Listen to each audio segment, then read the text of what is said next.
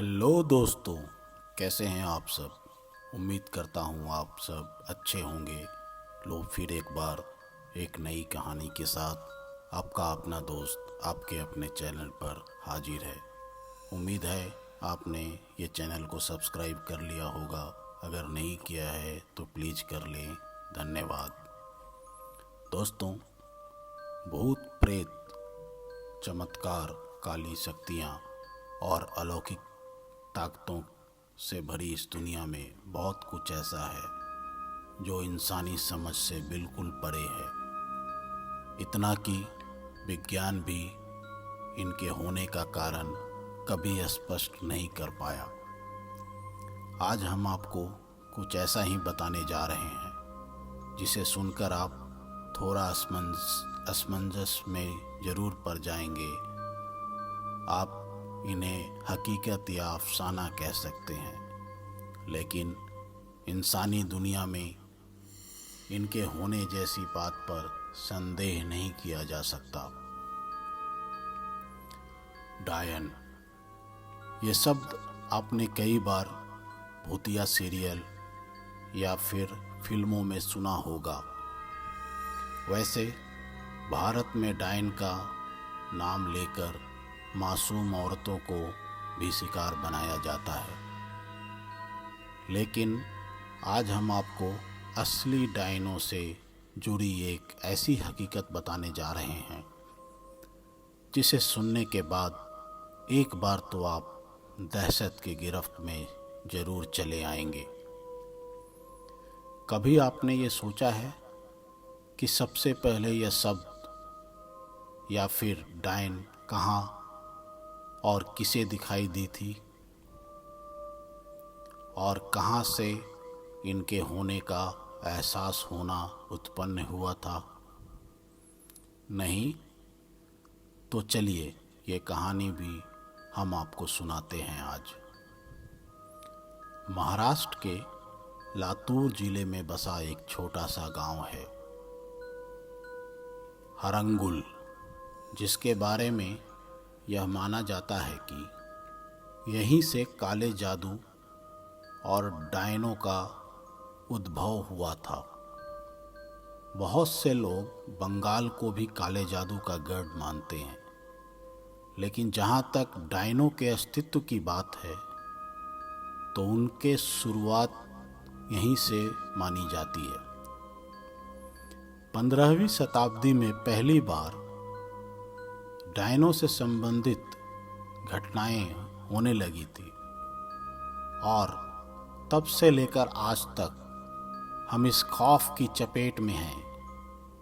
काले जादू के बल पर महिलाएं डायनों का रूप धरकर आम निवासियों को परेशान करती थी, जिसकी वजह से इस गांव की तकदीर और तस्वीर पूरी तरह बदल गई।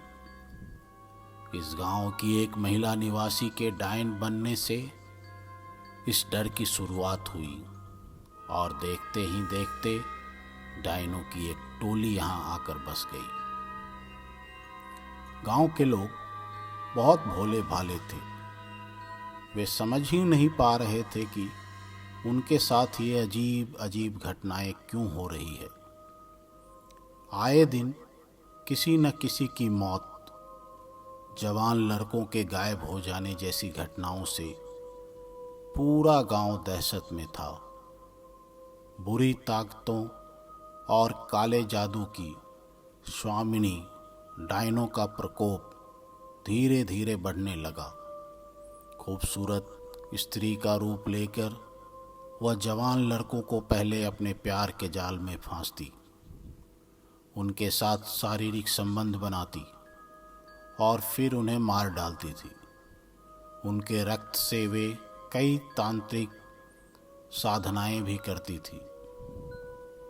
एक दिन गांव को समझ आ गया कि इस तरह डरने से कुछ हासिल नहीं होगा, इसलिए ये डायनों का सामना करने के लिए तैयार हो गए।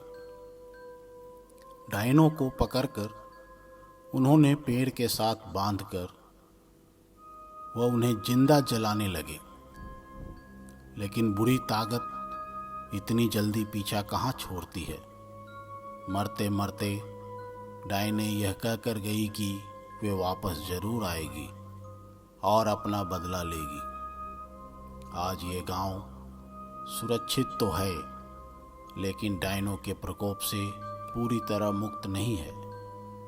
तभी तो आज भी इस गांव की सीमाओं के अंदर बहुत सी चीज़ें, जैसे पैरों पर कील का ठोकना, पेशाब करना, थूकना या रातों को पेड़ के पास जाना, सोना वर्जित है।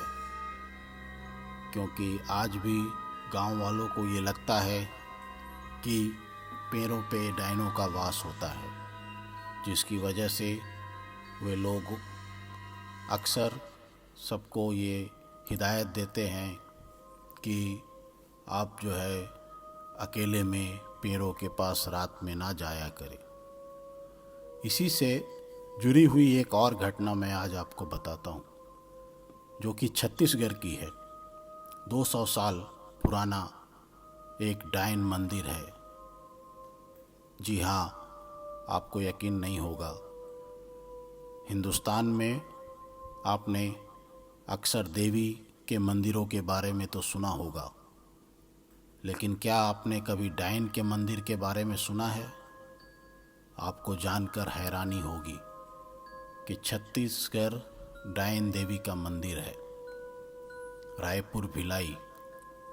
आपने अक्सर देवी के मंदिरों के बारे में तो सुना होगा, लेकिन क्या आपने कभी डायन के मंदिर के बारे में सुना है? आपको जानकर हैरानी होगी कि छत्तीसगढ़ डायन देवी का मंदिर है, जिसे स्थानीय भाषा में लोग परेतिन दाई के मंदिर के नाम से जानते हैं। यह मंदिर कोई 10-20 साल नहीं बल्कि 200 साल पुराना है। स्थानीय लोगों की माने तो पहले यह मंदिर नीम वृक्ष के नीचे सिर्फ चबूतराना था। मान्यता है और प्रसिद्धि बढ़ने के साथ यहाँ पर जन सहयोग से मंदिर का निर्माण कराया गया है। मंदिर का निर्माण भी देवी की अर्पित ईंटों से ही किया गया है। क्या आप जानते हैं, आप उस जगह पे बिना दान किए नहीं बैठ सकते हैं आगे। डायन देवी का मंदिर छत्तीसगढ़ के बालोद जिले के गुंडरदेही विकासखंड के ग्राम झिंका में सड़क किनारे स्थित है। देवी के प्रति आस्था या डर ऐसा कि बिना दान दिए कोई भी गाड़ी आगे नहीं बढ़ सकती।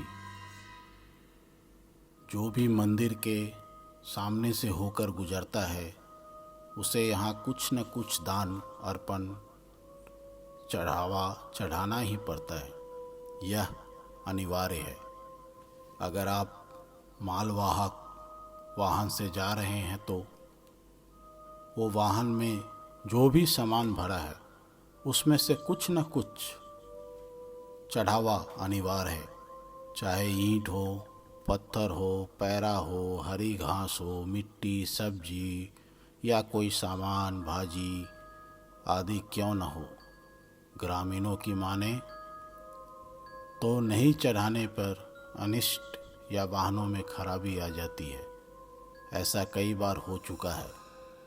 यह भी बताया जाता है कि कोई भी मंदिर के बारे में जानकर अनजान बन जाता है तो उसे आगे की सफ़र में परेशानी होती है।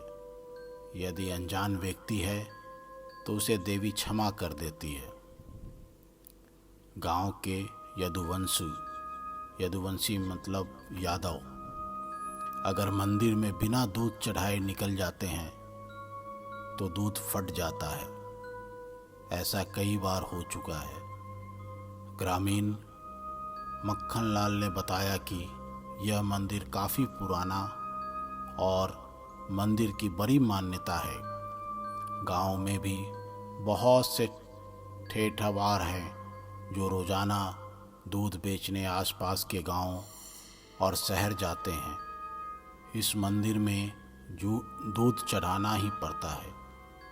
अगर जानबूझकर दूध नहीं चढ़ाया तो वो दूध खराब हो जाएगा और फट जाएगा। परेतिन देवी किसी का बुरा नहीं करती।